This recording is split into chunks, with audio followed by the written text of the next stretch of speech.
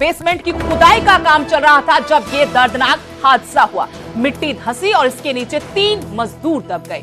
2 को बाहर निकालकर अस्पताल पहुंचाया गया, लेकिन एक की मौत हो चुकी थी। जो पीड़ित है वो झारखंड का रहने वाला था। गुस्साए मजदूरों ने एम्बुलेंस में भी तोड़फोड़ की। जो एम्बुलेंस घायलों को लेने आई थी उस एम्बुलेंस में तोड़फोड़ की गई। गुरुग्राम के सेक्टर 92 का ये मामला है। पुलिस ने शव कब्जे में लेकर पोस्टमार्टम के लिए भेज दिया है, लेकिन ये वो जगह आपको तस्वीरों में नजर आ रही जहां पर बेसमेंट की खुदाई का काम चल रहा था।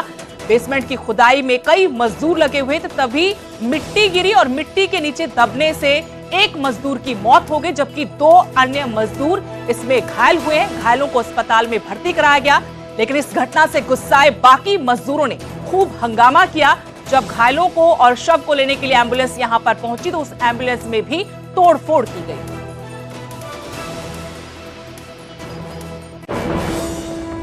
हमें इंफॉर्मेशन मिली थी कि सेक्टर 92 में गुड़गांव में सिग्नेचर की साइट है, अंडर कंस्ट्रक्शन साइट है जहां काम चल रहा है। तो वहां मिट्टी दबने के कारण कुछ लोग फंसे हुए हैं। पुलिस मौके पर पहुंची, साथ में हमने एडमिनिस्ट्रेशन से कॉन्टैक्ट किया। अपने डिजास्टर मैनेजमेंट की टीम भी हमारे मौके पहुंच गई थी। तो पुलिस और मैनेजमेंट टीम ने मिलकर 2 लोगों को निकाला जो थोड़े घायल थे, उनको हमने हॉस्पिटल में एडमिट किया और एक की मृत्यु हो गई है। अगली प्रिलिमिनरी इन्वेस्टिगेशन में यही लग रहा है कि इनको सेफ्टी इक्विपमेंट नहीं दिएंगे, सेफ्टी कैप वगैरह कुछ नहीं थी। तो अभी हम इसकी एफआईआर दर्ज करके इन्वेस्टिगेशन करेंगे। क्या नाम है सर जो मृतक है? अभी अंडर इन्वेस्टिगेशन है, अभी उनके परिजन आए नहीं है, तो हम अभी पता कर रहे हैं।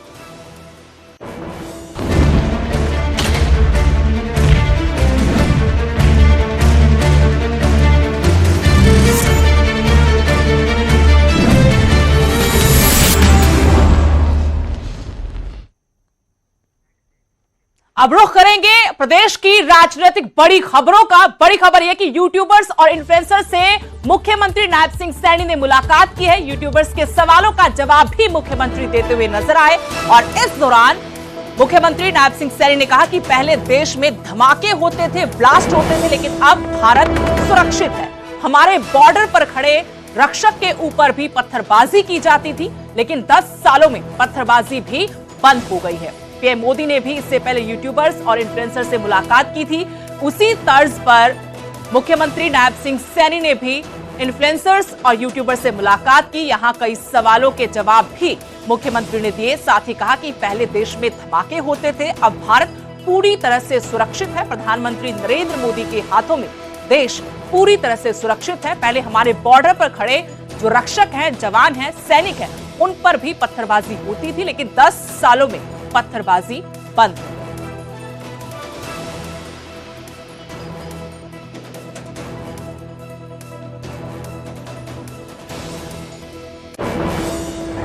जो यूट्यूबर्स, इन्फ्लुएंसर्स मीट में पूरे देश से हमारे यंग साथी वो आए और अच्छा लगा उनसे बातचीत करके। उनकी फॉलोइंग, जो फॉलोअर्स हैं, क्योंकि यूट्यूब के माध्यम से जिस प्रकार से इनका एक बड़ा महत्व है कि ये अच्छी और स्पष्ट जानकारी लोगों तक पहुंचाने का काम करते हैं और जिससे लोगों की फॉलोइंग उनके साथ जुड़ती है और क्या क्या काम हो रहे हैं, देश कैसे गति से आगे बढ़ रहा है, और उसके ऊपर हमने बताया भी है सभी यूट्यूबर्स को, इन्फ्लुएंसर्स को कि नरेंद्र मोदी जी के नेतृत्व में इन 10 वर्षों में भारत ने एक नई दशा और दिशा तय की है। आज लोगों की अपेक्षाओं के ऊपर सरकार मजबूती से खरा उतरी है, देश को विकास का एक नया आयाम दिया है। तो इस दौरान मुख्यमंत्री ने डॉली चाय वाले की चाय की चुस्कियों का भी आनंद लिया। अगली खबर करनाल से, जहां पूर्व सीएम मनोहर लाल ने खिलाड़ियों से मुलाकात की। चुनावी दौर है, ऐसे में हर तरीके से पहुंच बनाने की कोशिश बीजेपी नेताओं की तरफ से की जा रही है। योगेश्वर दत्त, ब्रिजेंद्र सिंह, सुमित सांगवान से पूर्व मुख्यमंत्री मनोहर लाल ने मुलाकात की। सुरेंद्र नरवाल, जसबीर सिंह, दीपक हुड्डा, बलराज रोइंग से ये खिलाड़ी भी इस दौरान मौजूद रहे। करनाल क्लब में कार्यक्रम का आयोजन किया गया था। यहाँ पर इन तमाम खिलाड़ियों को आमंत्रित किया गया था। यहीं पर पूर्व मुख्यमंत्री मनोहर लाल ने इन खिलाड़ियों से मुलाकात की, चुनाव पर चर्चा की। चुनाव को लेकर ही इन खिलाड़ियों को बुलाया गया था यहाँ पर चर्चा के लिए। आपको तस्वीरें दिखा रहे हैं इस कार्यक्रम की, जिसमें पूर्व मुख्यमंत्री योगेश्वर दत्त के साथ नजर आ रहे हैं विजेंद्र सिंह, क्योंकि कांग्रेस का हाथ छोड़कर बीजेपी में शामिल हो चुके हैं, तो वो भी इस मौके पर मौजूद थे।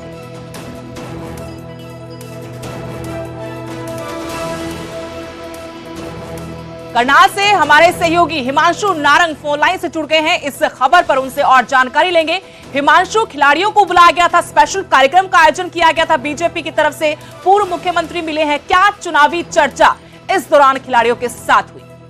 देखिए, मुद्दा एक ही है सुदेश, किस तरीके से पार्टी को जिताया जाए, किस तरीके से उम्मीदवार को जिताया जाए, और इसी को लेकर चर्चा हुई है। अभी खिलाड़ियों से मुलाकात हुई है, अब शिक्षकों से मुलाकात हो रही है, शाम के समय अधिवक्ताओं से मुलाकात होगी, और फिर शाम के बाद जो राइस मिलर्स हैं उनसे मुलाकात होने जा रही है। विजेंद्र सिंह बॉक्सर जो कांग्रेस छोड़कर बीजेपी में आए वो भी पहुंचे, सुमित नरवाल जो पूर्व क्रिकेटर हैं वो रहे, साथ ही साथ बलराज जिन्होंने अभी ओलंपिक क्वालिफाई किया है, ऐसे तमाम खिलाड़ी, योगेश्वर दत्त, बबीता फोगाट, स्मिथ सांगवान वहां पर मौजूद रहे। और ये बात वहां पर कही गई बकायदा कि खिलाड़ियों की तरफ से जो समर्थन है वो बीजेपी को दिया जाएगा, खिलाड़ियों की तरफ से समर्थन दिया जाएगा, पूरे हरियाणा में दिया जाएगा। अधिकतर खिलाड़ी करनाल लोकसभा के थे, लेकिन इसके अलावा बाकी जो लोकसभाएं हैं वहां से भी खिलाड़ी पहुंचे थे। मुद्दा एक ही है कि किस तरीके से पार्टी को मजबूत किया जाए, किस तरीके से ज्यादा वोट डले, इसलिए इस तरीके के छोटे छोटे कार्यक्रम अब पूर्व मुख्यमंत्री मनोहर लाल करते हुए नजर आ रहे हैं। जिस तरीके से आपने भी जानकारी दी, न सिर्फ खिलाड़ियों से मुलाकात हुई है बल्कि उसके बाद अधिवक्ताओं से मुलाकात होगी, बाकी तरीके से हर वर्ग को साधने की कोशिश में बीजेपी नजर आ रही है।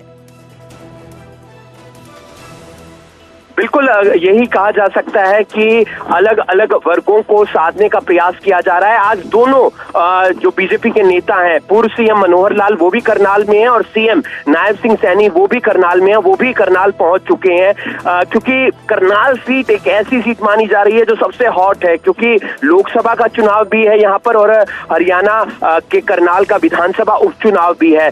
तो अभी तक हालांकि कांग्रेस ने कोई भी अपना कैंडिडेट डिक्लेयर नहीं किया है, इसलिए चुनाव अभी एक तरफा लग रहा है। लेकिन जब कैंडिडेट डिक्लेयर हो जाएगा उसके बाद जो रोमांच है चुनाव में वो भी देखने को मिलेगा। अभी बीजेपी पार्टी सभी को साधने का प्रयास कर रही है, चाहे कोई भी जाति हो, कोई भी वर्ग हो, कोई भी संगठन हो उसको, लेकिन जब कांग्रेस की लिस्ट आ जाएगी वो भी अपने इस तरीके के कार्यक्रम करेंगे।